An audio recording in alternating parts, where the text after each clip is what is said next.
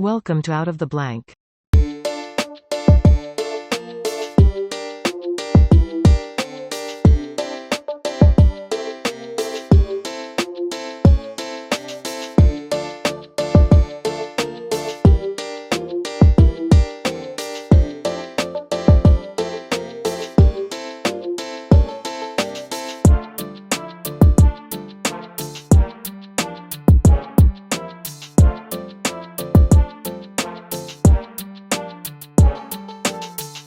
Welcome to another episode of Out of the Blank podcast. I'm here with Andreas. I'm not going to act like we didn't just talk off air. But please, for everyone out there listening, can you introduce yourself? Yeah, hi, I'm Andreas Kafizas. I'm a lecturer at Imperial College London. My specialty, I guess I'd say, is that I like to make materials that use sunlight to do useful things. That's essentially what I do. That's really beautiful the way you put that. Can you explain to me how you use sunlight to make materials? Well, so we don't use sunlight to make the materials, but we make materials that use the sunlight to do useful stuff, right? So, for example, we make these things called photocatalysts. And these photocatalysts, they absorb sunlight and they use that energy to drive useful chemistry. So one technology we're developing are air purifying windows.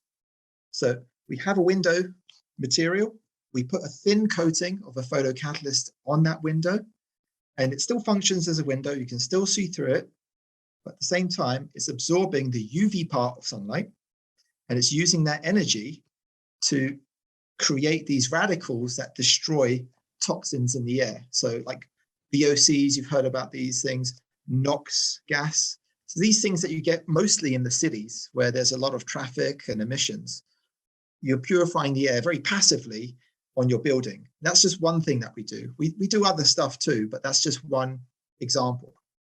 Now, is your kind of goal with doing this type of research and kind of I guess the idea of creating this technology, is it more about making, I guess, lives that at least healthier in a sense of making them more like, because I've talked to people about particle and, from dust and metals and so many contaminants and ways to reduce that. And I've talked to a guy who studies like birth defects that are happening that you can link to, especially cognition disorders that are coming up in younger kids now because of a lot of these exposure to chemicals and stuff. Like, who knew you weren't supposed to pump gas when you were pregnant? I don't know. But there's just a lot of like, you start to realize the world is kind of risky. And I actually reached out to you about solar energy and other aspects of things as well too, because the climate topic, like I said, I want to boil it past, is the planet warming or not? I just want to get to how are we going to be able to make our lives healthier and better, because in the direction that we're heading, you can look at any health data chart that'll show you that no, right now, I mean, Americans are dealing with a lot of issues. There's a lot more people with gastrointestinal diseases. There's a lot more people with issues with fertility. There's a lot more people with issues with mental disorders and all these types of things. And you start to realize that maybe it might not be the situation in your home, but it also might be the situation in the town that you live, the situation in the city that you live, the situation in the state that you live.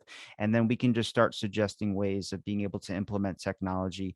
I always talk about, if we talk about renewable energy, I don't think it's going to be one answer. I think it's going to be a combination of multiple. And I think that would probably depend on where you live. If you live in like a mountain area or you live in Arizona, it's probably best to have solar power. You're not going to have hydro. And I think these are all conversations that need to be had in the world. And the topic needs to boil farther than what I've seen when it just comes to is the planet warming or not. Yeah, I agree. We spoke off air about this. Yeah, I think we need to move past that. The scientists are almost unanimous in their agreement that the Earth is warming, and it's their job. I'm not. That's not my particular area of expertise. My area is more developing technologies that are useful. But those that actually study the climate science, those that understand weather patterns, those that understand history, it's their job. They've made it their life career to do so. And when they start publishing these reports, where hundreds of scientists from all over the world have come together and produce this intergovernmental panel on climate change, produce these reports saying that the Earth is warming, we need to restrict warming, and we need to trust the scientists and not trust, someone who has influence that just puts one sentence on Twitter. We need to trust those people. It's their job, and they've dedicated their lives, it's their expertise, it's their know-how, their training. Trust what they say. So this is the problem, I think, with society. We take too much what is said at first glance as fact, and we need to be digging a bit deeper, right? We need to just not just take everything at face value. We need to be scientific ourselves and search for the truth and read around a topic before we make a decision on anything. And when it comes to the creation you just mentioned before about putting this, I'm gonna pronounce it. You said photo. I'm gonna pronounce it wrong again. What is it? What is the term for it? The photocatalyst. Photocatalyst. When you put this on, you're saying you're gonna apply it to a window, and on that window, it can actually dissipate or get rid of some of these harsh contaminants that might be in our air. And would it be inside of our house, or would it just be like so someone could have a window open? Would it just be like a screen? It could be either, right? So some people say it depends on your habits in the home. That the pollution in your home could be worse than outdoors. You know, if you're doing a lot of cooking, for example, in your home, at those temperatures where you have your fire cooking device and the oils that you use, you could be liberating more pollution in your home than is actually happening outside of the home. It's at these high temperatures that you produce these toxins, for example, such as NOx. So you've probably heard about NOx a lot in the news. Oh, NOx pollution is really bad for the health. It affects every single organ. You mentioned earlier about mental health. Even NOx affects you mentally. And people going in to work in cities, they suffer from this syndrome from working in the city because of the NOx pollution they're breathing in. It actually makes them depressed. And, you know, some cities are so bad that you work there for a day, you come home, you read a newspaper, it says, you know, the pollution is so bad that it's like you just smoked a pack of cigarettes just by going in, working into that city for New one York, day. especially, there's a study that came out about brake dust, the number of cars that barely go and then stop and go and stop and go and stop. People were inhaling that. And also, it doesn't help that they were smoking cigarettes on top of it, but that stuff can coat your lungs as well, too. Definitely. There's lots of health implications. So you mentioned earlier, what is my goal as a scientist? My goal is just to make a positive impact. Okay. And I have, you know, luckily enough, I had training in how to develop these materials that use sunlight because I had an innate interest from an early age. I was always fascinated by sunlight and its uses because I heard early on, you know, sunlight is the largest source of renewable energy. And when I started to read into it, I realized it's by a long shot, by like a million miles, it's the biggest source of renewable energy we have. So if you think about the two leading technologies, besides for hydroelectric, which is very geospecific and is currently the leading renewable energy producer in the world. But if we talk about the other types like wind and solar, wind doesn't even come close. The amount of wind energy we have on the planet is nowhere close to the amount of solar energy. Here's a fun fact for you, right? That the amount of sunlight that hits the Earth in just 1 hour, that's enough energy to power our planet for an entire year easily. Just 1 hour. But we're not using that massive resource, right? Most of that energy is just hitting dry land or the ocean and doing nothing, right? But if we can actually develop technologies that could harvest that solar energy, we can meet our requirements, our energy requirements in a sustainable and environmentally friendly way. It's possible. We just need to start putting the infrastructure in place. We have a lot of the technologies that are needed to do that. We all know about solar panels already. They're amazing. And in the past 20 years, the price of solar panels have gone down and their efficiency has shot up. So they've become probably one of the cheapest ways of making electricity full stop. Not renewable electricity, electricity, you know, take coal or nuclear or whatever.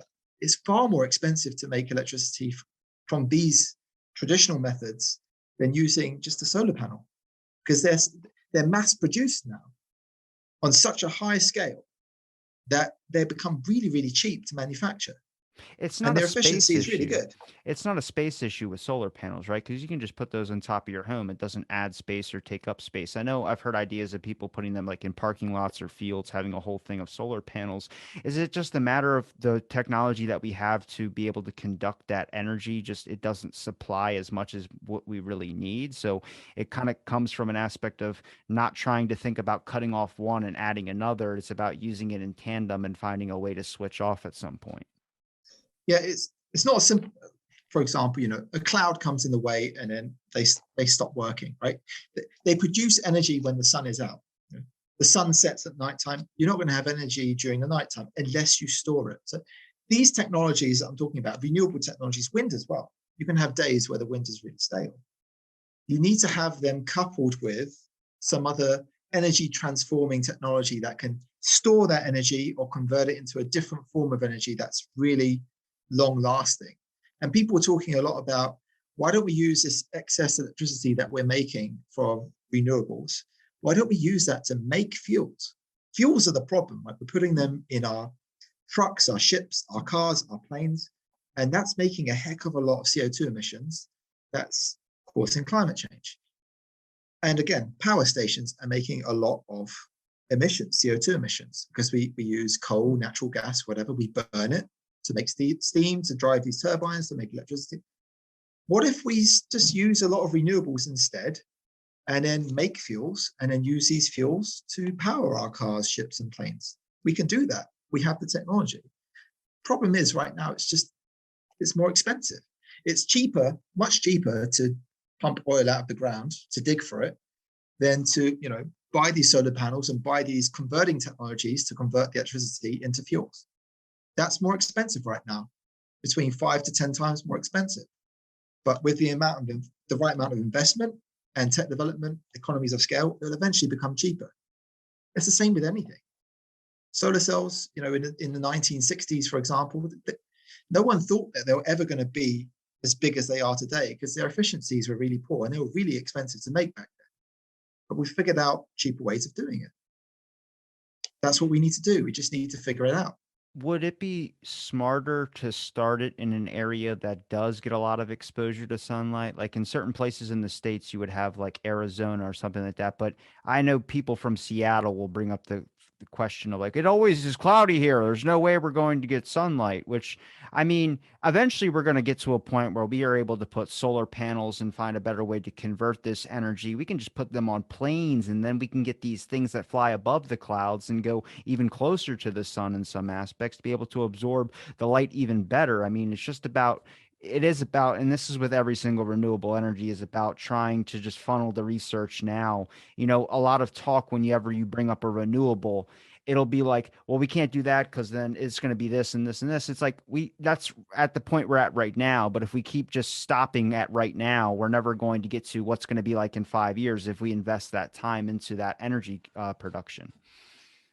I know what you're saying about location. So, some places don't get as much sunlight as others. Doesn't necessarily mean it's not going to be, you're not going to get a return on your investment. It might just take you longer. For example, there could be a really sunny place, an incredibly sunny place, and you think, okay, if I buy these solar panels, it's going to cost me X amount of money. Maybe in 5 to 10 years, I'll get that money back because of the energy it will generate for me. And you mentioned Seattle. Maybe it will take you 10 years or 15 years, but you will eventually get your money back for these things. It doesn't, from my understanding, even in London, which is it's not as sunny as most places, it's still one of the cheapest ways of making electricity is using solar panels compared to the other methods I told you before. Like it's maybe twice as cheap as compared to, say, nuclear power. And that's in London. I mean, it's not notoriously a sunny place in the UK. It's very rainy too. So it depends. For example, in your location, if it's particularly windy, it might be more beneficial to invest in wind energy. It just depends on the situation, right? So I'm not going to sit there and say, no, just use solar panels in sunny places that are very, desert-like or whatever, or arid. They work everywhere. They just work better in places that are sunnier. I look at it like to get the public used to something. Typically, people don't like two things. They don't like to have to do a lot of work to be able to do that thing. Like I find if you just go, like I have a buddy, solar panels all over his house because he was incentivized by our state that we're going to pay you some money or give you a tax break if you put solar panels on your roof. And, they're on his roof. He never sees them. He doesn't bother with it. And he gets the energy that he needs for it. He's seeing an energy cost for his house go down because of the solar panels. And then also people don't like to see it. That's the thing is like if it blends in with the roof, that's why a lot of them like the color blends right in with the black top of their roof. Most roofs are black, at least in the United States or in the area that I'm in. Wind turbines, my town wanted to build wind turbines. They wanted wind energy off the coast. As soon as the idea was, I guess, brought out there that we're going to build them 2 miles off the coast, people go, but my view. And then next thing you know, we stopped doing wind turbine energy. And that discussion has completely died. That's why if you look at any of our oil consumptions and a lot of things, they happen to be in other countries as well too, because people don't like to see that happen where they are. Where I go, I mean, I would be like, look, if we're doing it, we all agree. We all have iPhones in our pocket. We all have all this type of stuff. They're not made in the best probably situations. But if you're willing to maybe pay a couple extra dollars, I know people hate that idea, but if you're going to do something that in turn, it's the agreement. The agreement is you have to kind of go through a little bit of pain. Your kids might have to go through a little bit of pain, but your grandkids are going to have a great future. That sales pitch is hard for people to swallow. And I feel like if it's just slow adjustments, like eventually over time, everyone got used to gas prices right now. It's almost like $6. People complain about it still, but now you don't really remember. Like when it goes from $6 to $5, you go, oh my God, thank God. Six was way too much. It's like, yeah, but before it was like three. So you're happy that it's five now. So you just adjust. You just gotta, it takes that time period, that kind of like lulling them into the adjustment phase. Yeah, you speak about the price of things going up. It's going to be an economic burden to implement these technologies, 100%. But the thing is, what the government needs to do in all of these countries that implement these technologies, they need to make sure it's difficult, but they need to make sure that the poorest people in that country are not the ones that are burdened the most. They're the ones that are burdened the least. And the wealthiest people in the country, they're the ones that are burdened the most because it won't affect them. They're millionaires already. It doesn't matter that they have to pay a few extra thousand more. It doesn't hurt them at all. But that's the thing. Are the governments doing that? That's Well, the real that's question. controversial. Yeah, but we need to make sure that it's just that this transformation from how we're currently doing things in an unsustainable way to something that's more sustainable is just. And you speak about people not liking wind power because it affects their views. Maybe it creates some unwarranted noise. I get that. I get that people don't want to be inconvenienced by these technologies. So there needs to be a middle ground, though. We can't just say no because there's some slight inconvenience. At the end of the day, the inconvenience of climate change is going to be far worse if we don't do anything about it. The implications are crazy. So you talk about a coastline there having wind turbines on the coastline. Now imagine climate change keeps happening at the rate it's happening and sea levels start to rise, right? Which they will because the polar ice caps are going to melt. They're going to be not just the polar ice, but ice on land as well is going to melt. And that's the biggest problem, actually. So ice on, for example, on Greenland, where there's ice on actual land and that starts melting, that's more of a problem. I'll get to that in a second. But then that's going to make the sea levels rise. And the coastline, people could live on the coastline and say, I don't want to see turbines, but 10, 20 years down the line, your house is going to be underneath the water anyway, so who cares? You know what I mean? So you need to be, everyone needs to see the bigger picture here. Okay? There's a lesser evil that we have to accept, or we're going to get something far worse, which is sea levels massively increasing, temperatures getting really excessive, heat waves more excessive, forest fires happening more often. It's going to be crazy. It's going to be crazy if we don't do anything about it. If CO2 levels keep on going up and up and up, and we don't make the necessary changes to our lifestyles. I'm with you. I'm always in on the long game. I always look at the long aspect of things, but what I'm talking about is the way to adjust people to a situation to be more accepting of this type of, these ideas of building turbines off the coast, even though it's going to obstruct their views. They have to be introduced to this technology already. And I always bring up the aspect of like what your example of solar energy, being able to eliminate particles in someone's house. If you just suggest you put solar panels on your roof, oh, I don't want to do that because it's not going to be enough energy. And what happens if it's cloudy?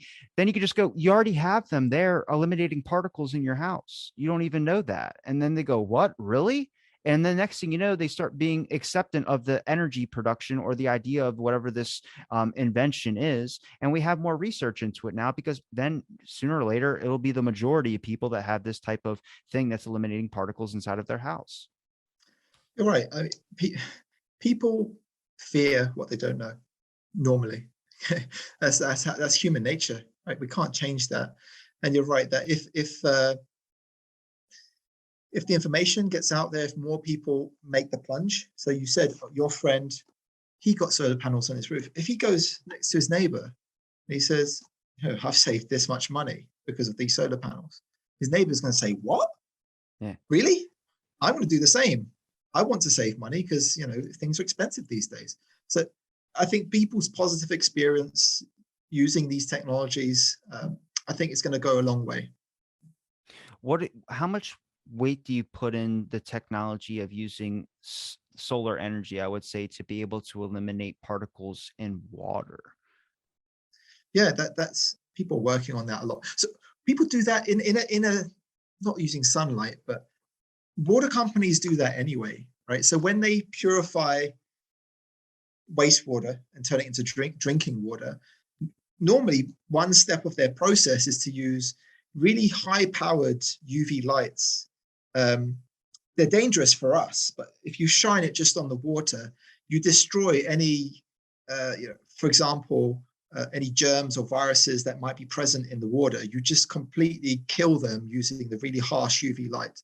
And the water that's one way of cleaning the water. That won't get rid of the heavy metal ions or whatever. They have to do other steps, but to get rid of biological threats, per se, that we could drink and then get sick from, they normally just use either chemical oxidants or they use really harsh UV light.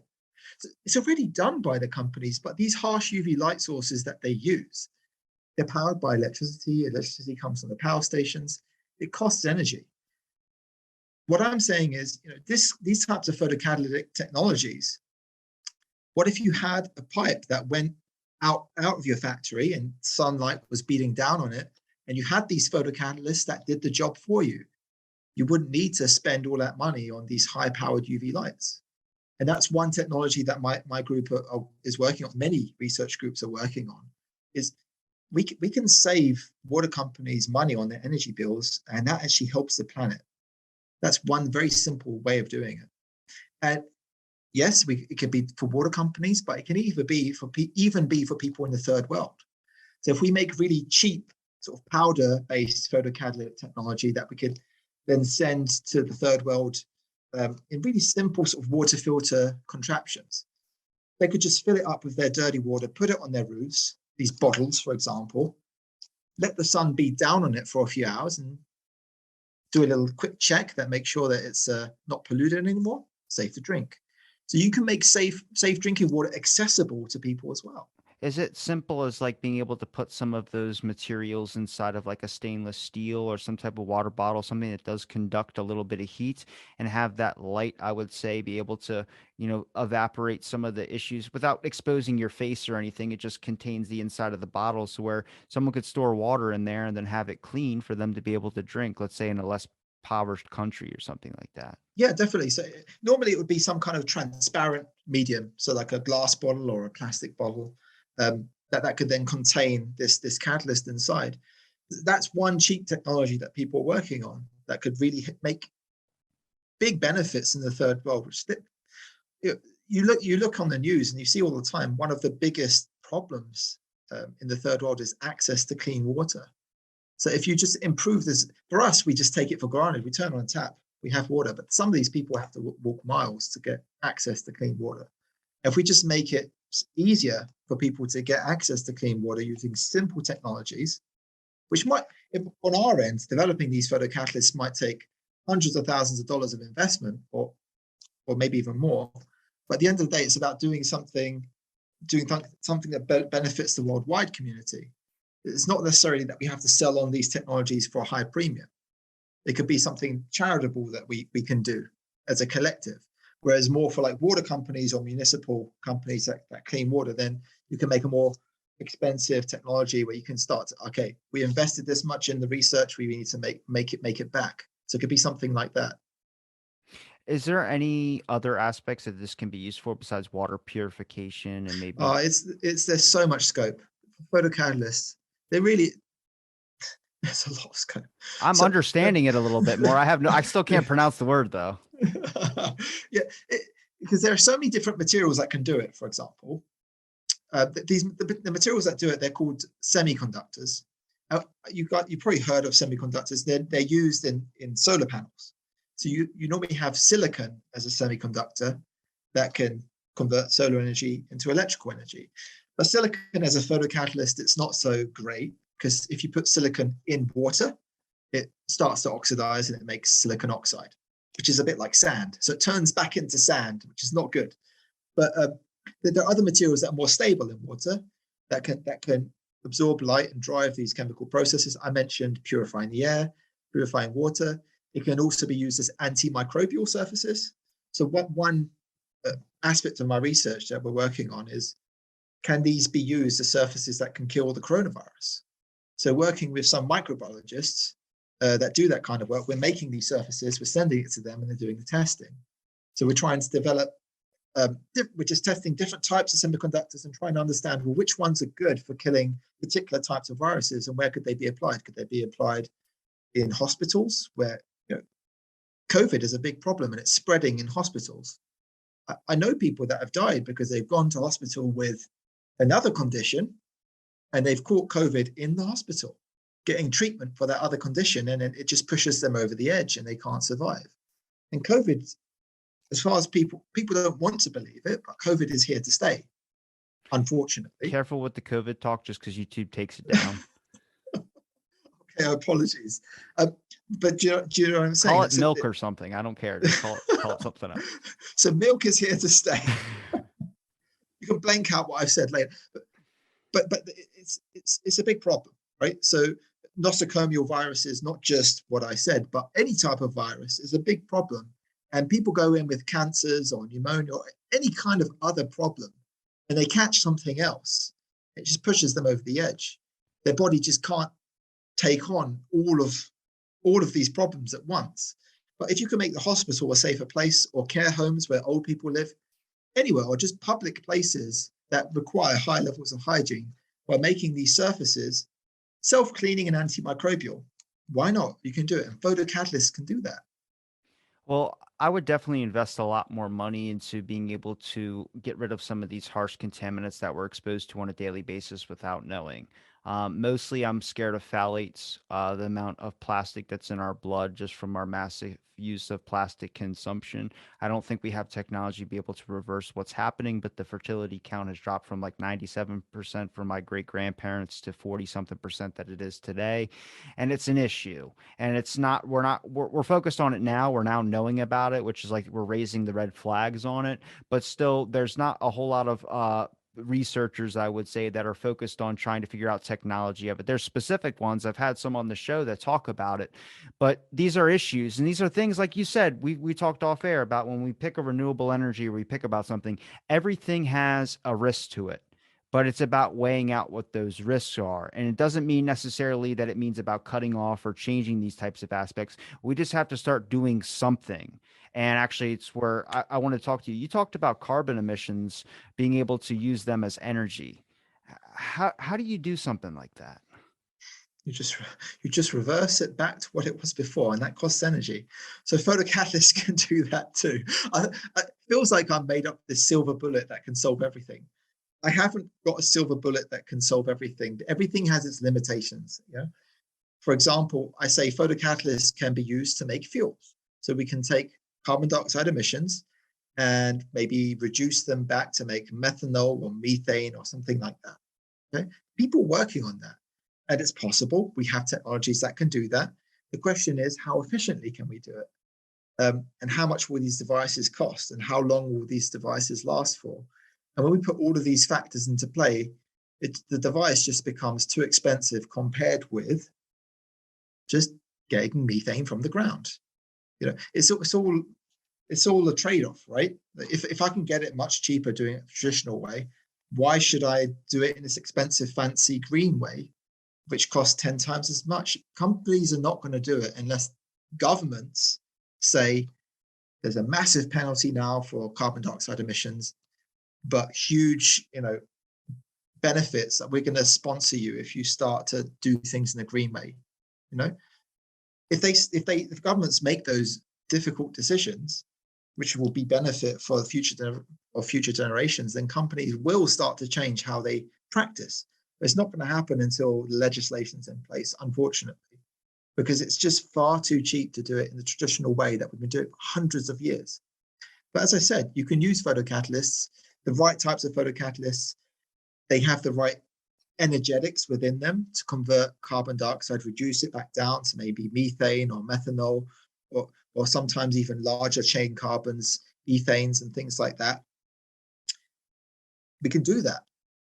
We're working on that. We've been working on those technologies for since the 1970s, when people realized that you can take water, okay, and you can use a photocatalyst and you can make hydrogen fuel and oxygen. Okay, that's called water splitting.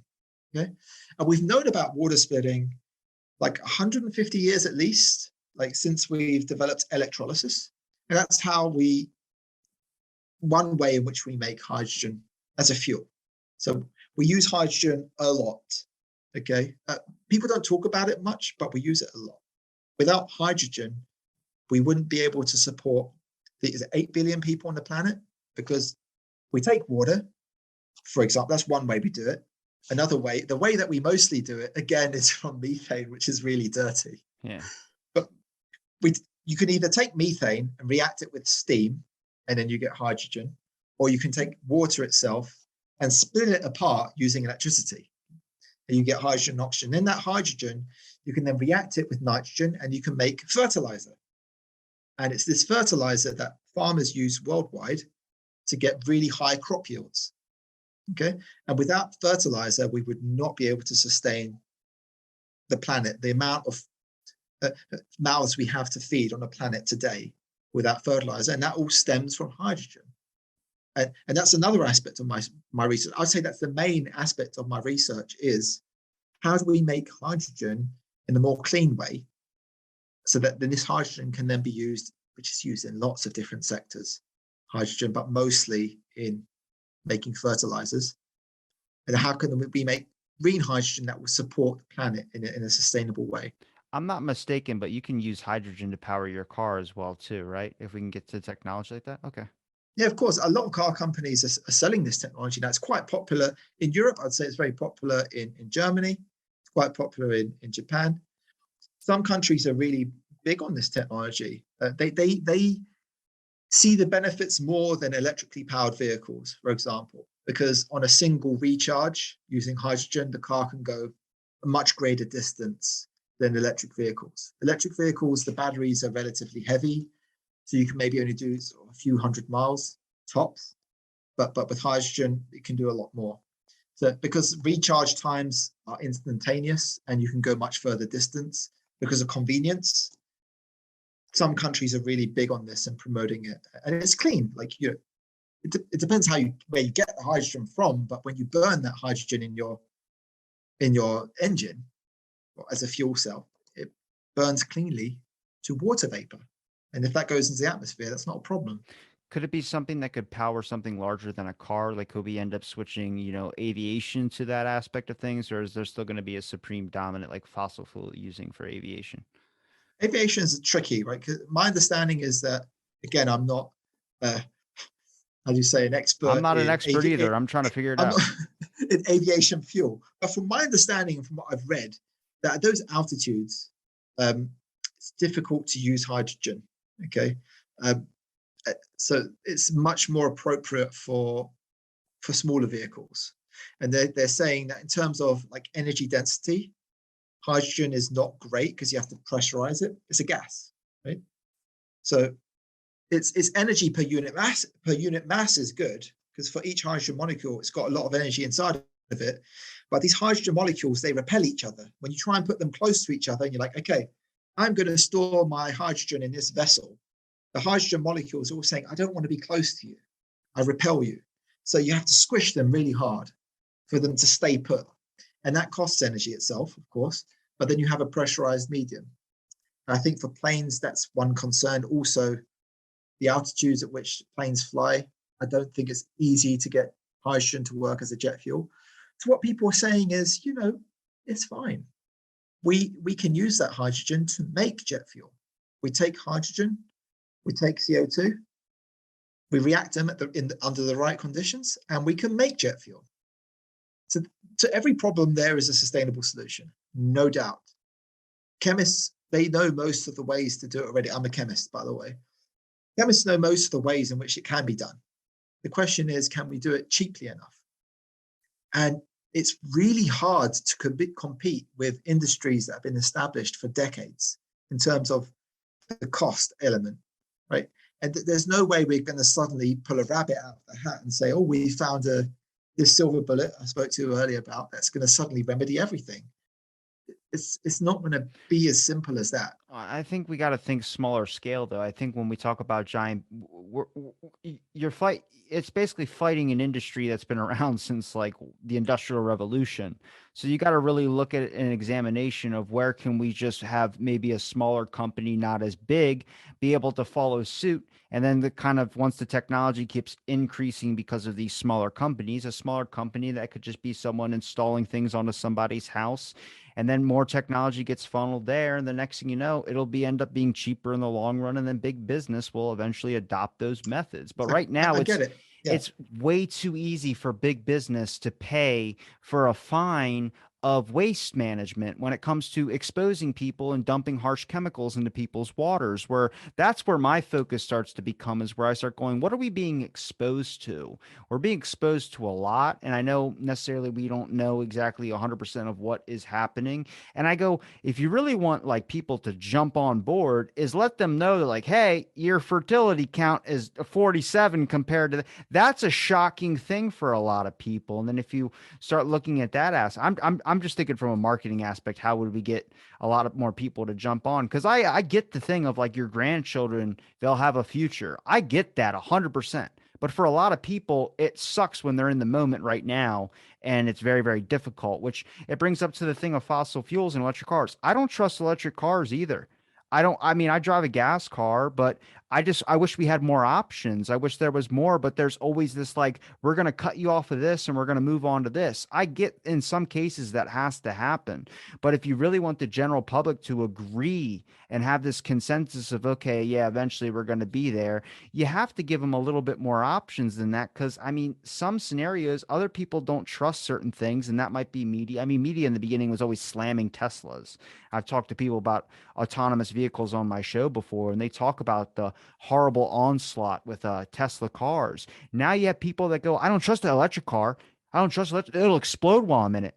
That might not be true, but that's what was shown in the beginning. And then now people have doubts. And I go, we really can't shoot ourselves in the foot anymore.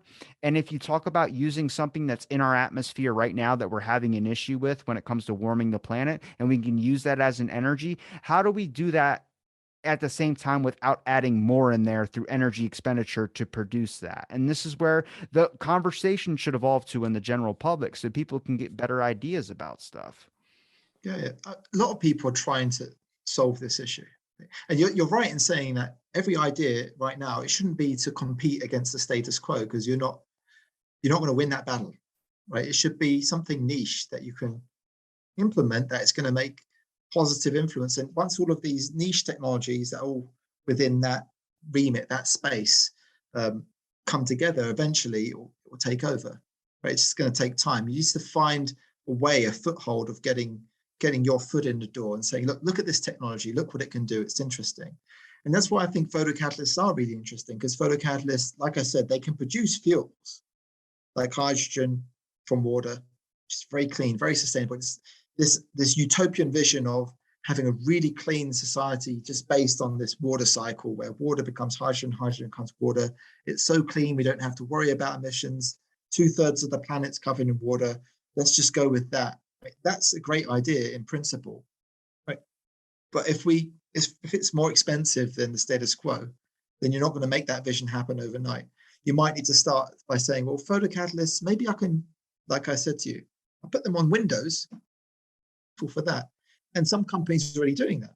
I would say Japan are probably at the forefront of photocatalytic technologies being used for purifying the environment. Those guys have developed photocatalytic tiles, photocatalytic concretes, photocatalytic paints, and they're Whoa. yeah. Photocatalytic paints? How do you get a photocatalytic paint? You just put these little photocatalysts, you just incorporate them within your paint, and they function. So you just paint your house, and it has small particles like micron or nano-sized particles of your photocatalyst, which does the job. It absorbs the sunlight, breaks down the toxins. So your paint can purify the air. Yeah, that technology is out there. Science. I'm just like, oh, it's weird to me. Why is Japan is like the main? Is that because their pollution is so bad over there? One country is always the first to lead the way. They have a lot of intelligent scientists there. The scientists that I said to you before that water spitting happened in the 1970s, where it was discovered that photocatalysts could convert water into hydrogen fuel. It was a couple of Japanese guys, Fukushima and Honda, that came up with this idea. So in terms of this birth of this idea of using photocatalysts, they're at the forefront of it. They've been one of the forefront. Again, yeah, we have fantastic scientists all over the world working on this problem.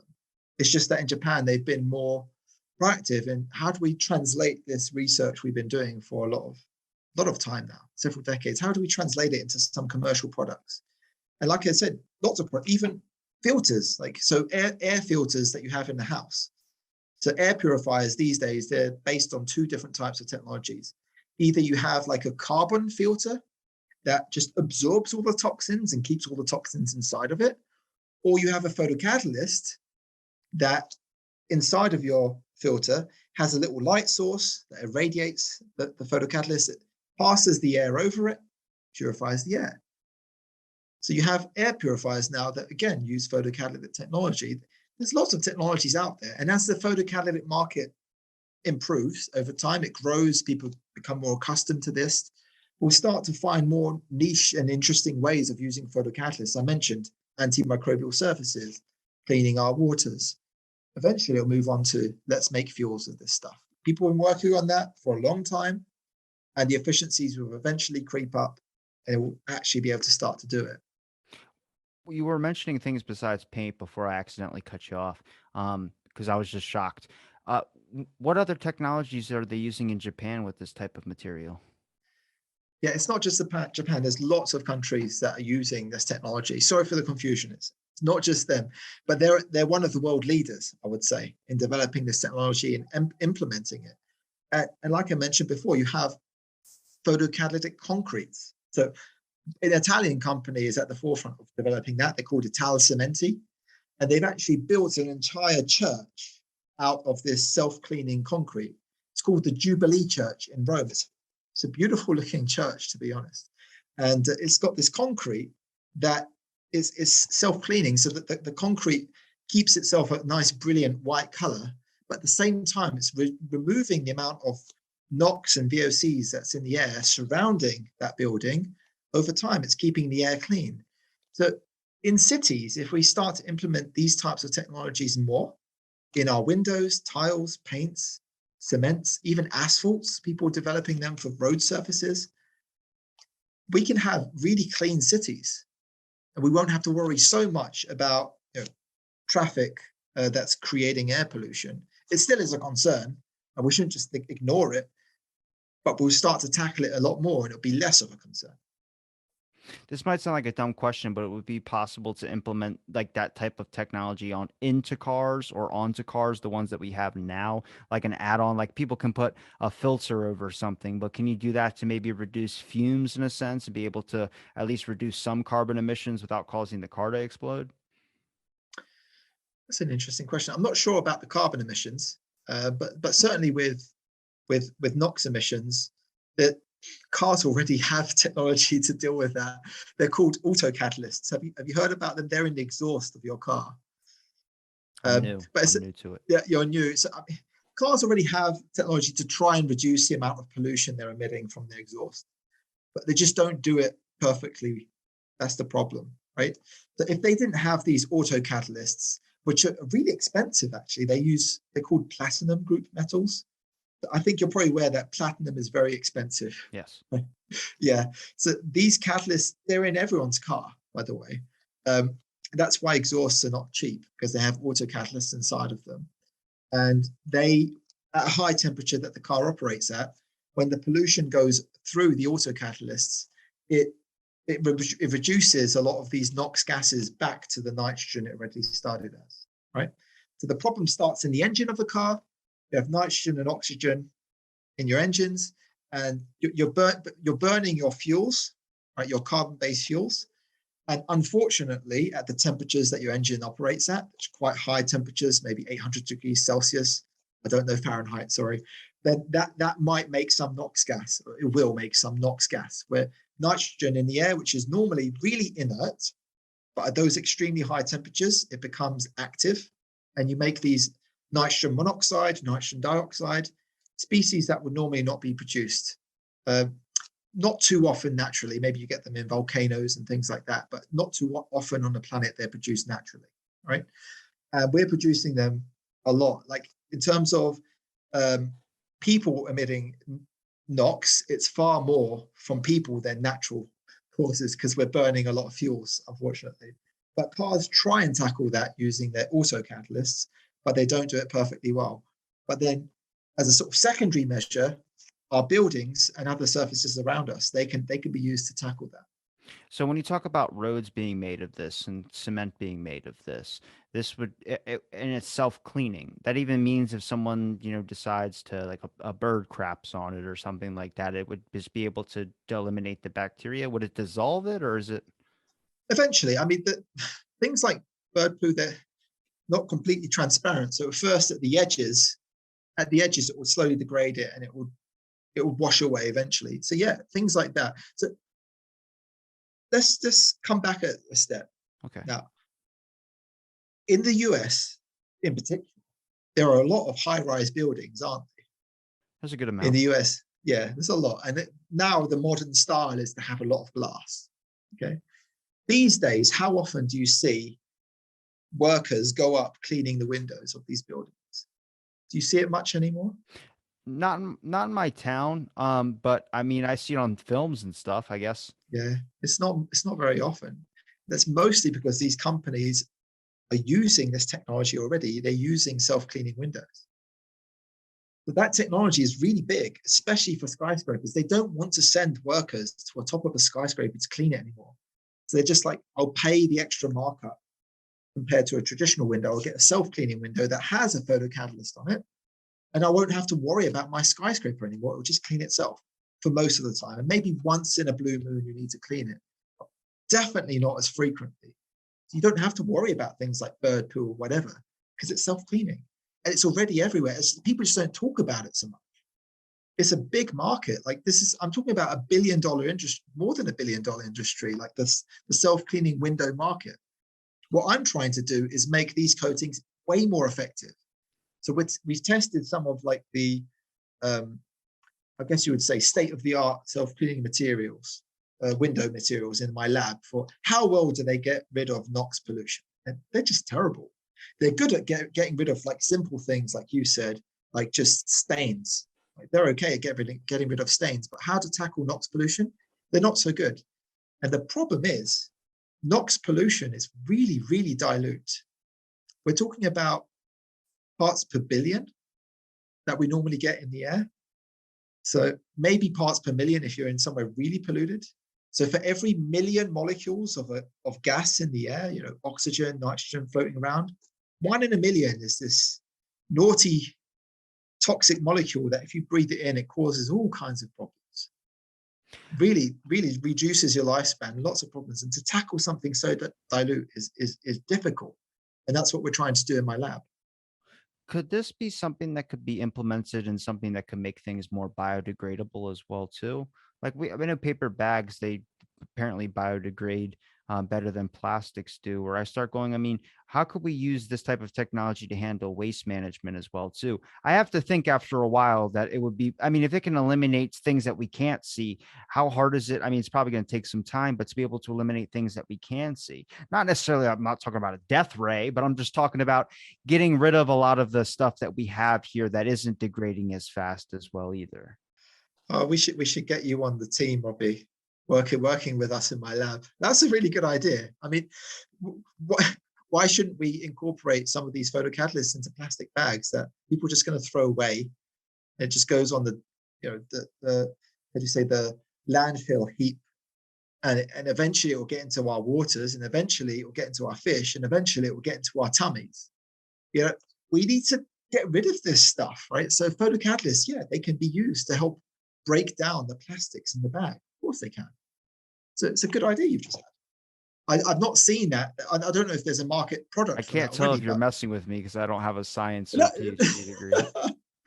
I'm not saying that you've just solved it outright, because there are other issues to think about. What about if the photocatalyst gets into the water stream? Is that good or bad?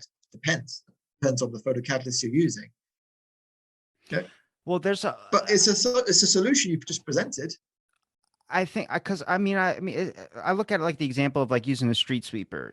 We know there's trash out there, so you make something that's able to help clean up a lot of this trash, help clean the streets in a sense as well too. Where you start going, we have a lot of plastic bag issues, we have a lot of waste issues.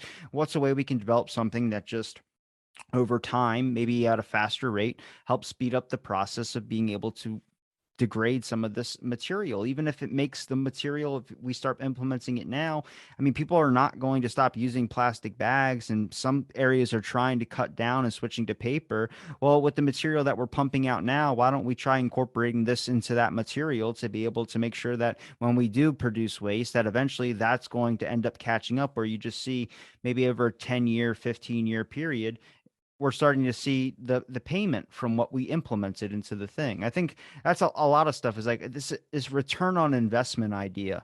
Like a lot of people just don't want to make the costs now, but I mean, it is that idea of just what happens if you're going to get more in the long run. I mean, we don't think about but it's also, you really can't just you can't ask the public like, hey, do you think we should do this? It's going to cost a little bit more. I mean, if the price goes up because you're running out of plastic bags or plastic bags are low, they don't know why, but they got to pay more and they're upset about it. They're going to be upset over the change whatsoever, just adjusting to it. We saw it with the pandemic during masks. How many people adjusted to that? I mean, there's ideas, UV lights that were being used, people were buying to help get rid of what they thought was coronavirus on their hands or something like that. I mean, everything can be sales pitched in a way that people can understand it and receive it. And a lot of times people just don't want to know that it changed. I mean, if you say, hey, did you know that water bottle you're using is using these types of chemicals or using these types of things that's actually helping eliminate bacteria? You're like, huh, I just thought it was a regular cup at a diner. And you're like, nope, it's actually doing something for you. It's actually healthy. And like, cool. And then they just go back to drinking it. Yeah. Yeah. These, but like I said, I think people will be pleasantly surprised about how many useful technologies are out there that can really benefit our lives. I just don't think people know enough about that, enough about the array, the arsenal of amazing things that we already know how to do. We're just not doing because we're so used to the way that we're doing it now. People think, well, if it's not broken, don't fix it. Just stick with the old way. But they don't look, like I said, in the long game. We really need to look at the long game. Ever since I've had children now, I've got a daughter and a son. I just think I can't stop thinking about the long game because I don't want to pass away and then think, you know what, the world that they're inheriting, it's more dangerous. It's going to be more difficult for them. I don't want to. I know I'm just one guy. There's not much that I can do. I'm just doing the best I can, essentially, trying to make the world a more positive place, not just through science, but through how I behave and how I treat others as well. I think that's really important too. So for me, I think it's part of the process of being a human being. I'm not saying everyone has children or has to have children to have this epiphany. It just happened in me, per se, when I had children. I started thinking about it. But just to think about the legacy of the human race and what we leave behind, I think that's really important to try and leave it in a more positive way. I think we can't just look for one solution to everything like we've always done. I think that's the reason why we still use fossil fuels. I get it because all our technology is designed that way and it's going to be hard to take that transition. But it does, I think the way we think of it is usually how medicine thinks of things, how everything has always thought of things, which is torch the fields type methods if things don't work out. You know, we do have this like a bottle of Tylenol could say take one. People usually take like two or three.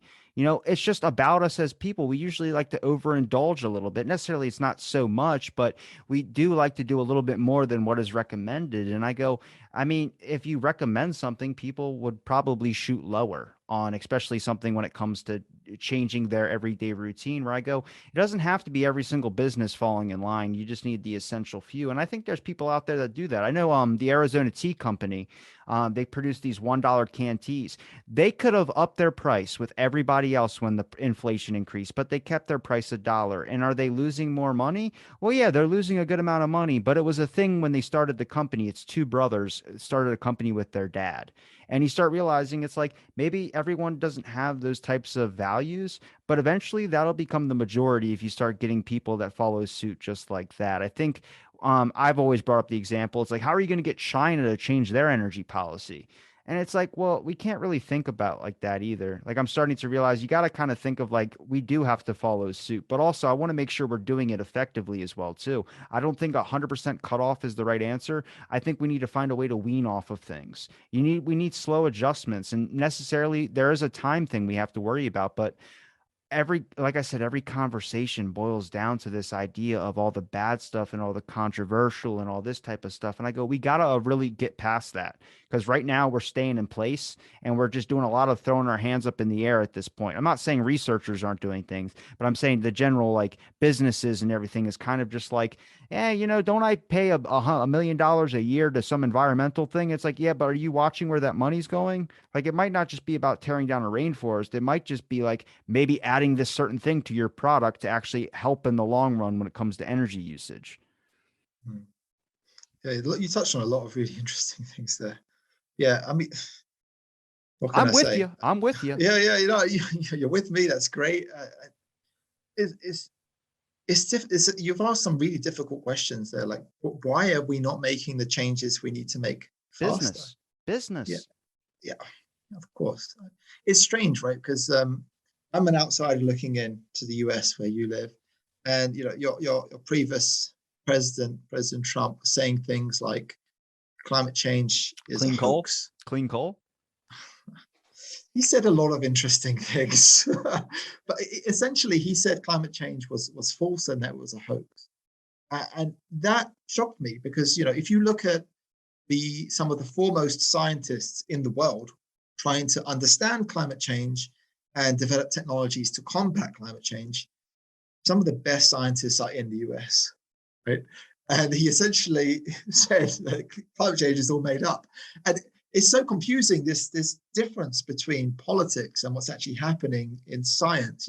Like Princeton, Harvard, the MIT, some of the best universities in the world that people would cut their arm off to work at because it's so good. Like the science, the knowledge, everything, amazing. But there's such a disconnect between what's coming out the scientists' mouths and what's coming out the politicians' mouths. And there needs to be a lot more harmony there. Otherwise, we will not make any progress on this topic, unfortunately. I've talked to everybody about climate when it comes to people actually scientists in it and people who are skeptics of it, people who are deniers of it, people who call themselves realists of it. I mean, I like to call myself a realist. I don't get to the point where I say I don't know how much human consumption or change is. I don't think it's 100% like some people like to think. I think we do play a factor though. And I do think it's a big one, but I just bring it to the point of everyone agrees on one thing. When we talk about this, when we get to this point, a lot of where the distrust starts to fall is where it's been like the earth's going to die tomorrow. And that's not researchers' faults. That's media. It's the way it's always sent. And I get it. I understand it. As people, we're not long-term people. We're not good at a problem that's solved over a long period of time. We're fourth quarter people. That means if you say that you're going to die tomorrow, everyone starts following suit. We're redliners. That's always how it is. You don't go to the doctor unless you're bleeding from your ears or your nose or something like that. And it's a really crappy way that it's been kind of set in this way. And then somehow it's got linked in with politics where it's just like, we got to kind of like be able to talk about things, whether everyone disagrees on what source or whatever it has to be.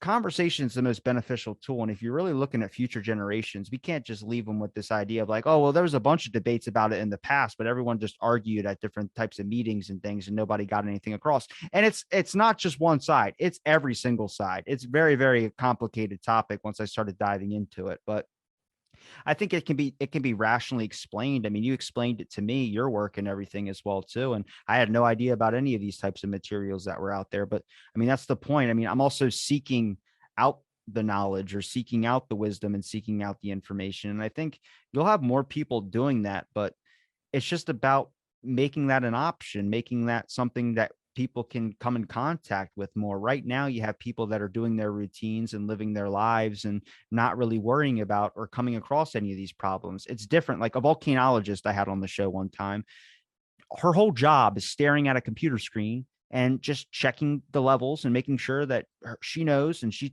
said this to me one day: I'm gonna have to go and tell everybody who's lived in this village for 50 years that a volcano's gotta, is coming, and you got to get your shit and get out.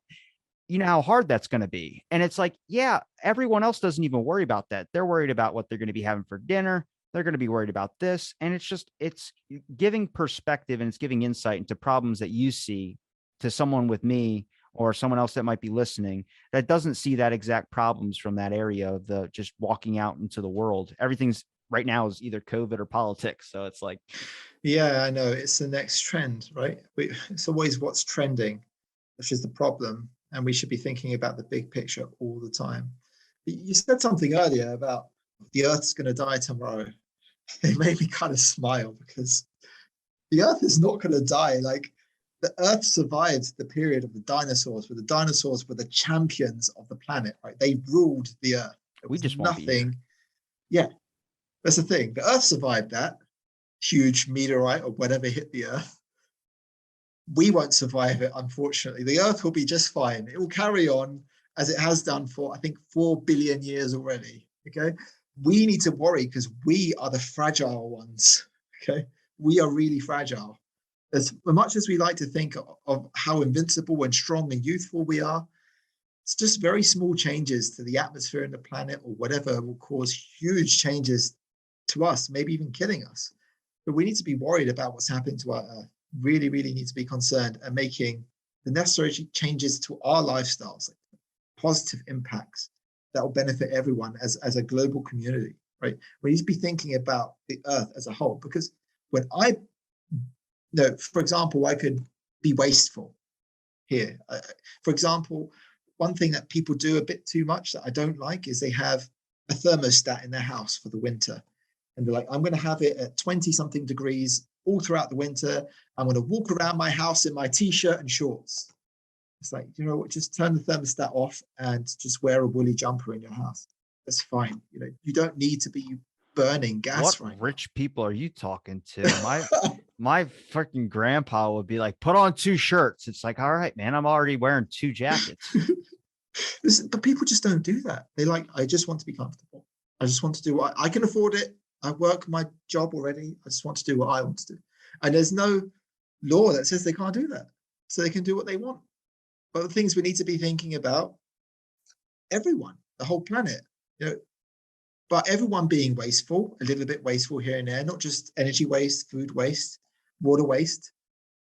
All of this add up, and it has big consequences. There are things that we can all do on an individual basis.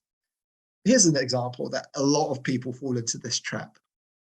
I didn't have a car before COVID, okay? And then I thought, I'll buy a car because I need to get my daughter from A They to B got you, without. didn't they? They got you. That's I know how they you did hit. it with the car companies. They left that shit open. Are you kidding me? During pandemic, everything's locked down. They're like, oh, buy a car now. It's like, what? I guess I didn't fall for the trap of advertisement, but I was a bit worried about catching COVID on the bus or the train or whatever, right? Because they were packed. These things were packed because people had to get around. Not everyone had a car. Now I was just worried. I don't want to get COVID. Got a young baby in the house as well. I don't want to bring COVID home. Milk. So yeah, milk home. Sorry. So then I went and got myself a car, and I fell into this trap of, I need to go to the local grocery store. It's only a mile away, but I'm going to drive there. I've got 2 legs. I can walk there just fine, Robbie. But I just became lazy because I have a car. Do you know what I mean? I'm glad I I think don't everyone, drive anywhere. I only go to yeah, work, and work's right down the street. yeah, but everyone falls into that trap. It's so convenient. They're like, oh, it's late. I'm a little bit tired. But then, my fault, but I crashed my car and they said it's a write off. You have to buy a new one. I thought, I'm not going to buy a new one. COVID's coming down now. We have vaccines. Don't really need it anymore. I can survive with public transport. And now it's late at night and I need something from the grocery store. I don't mind walking.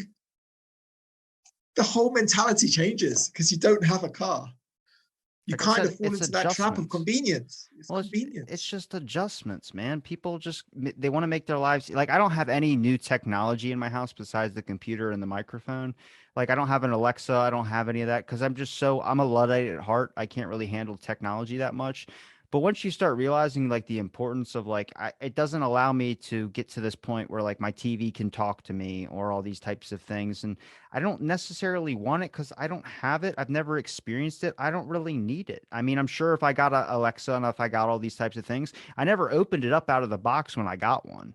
And it was a good thing too. I was gifted to me. I just re-gifted it.